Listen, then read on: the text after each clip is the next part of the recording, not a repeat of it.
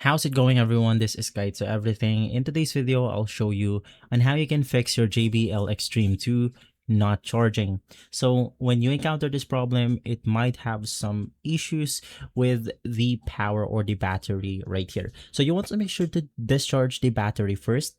In order to do this, you just want to unplug the device itself.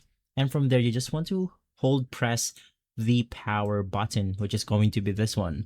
This will let all of the power out, making sure that it discharges the battery itself, enabling it to charge again.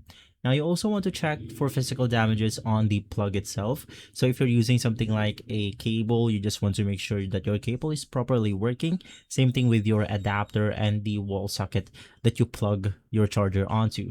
Just make sure that everything is working on that standard or on that category.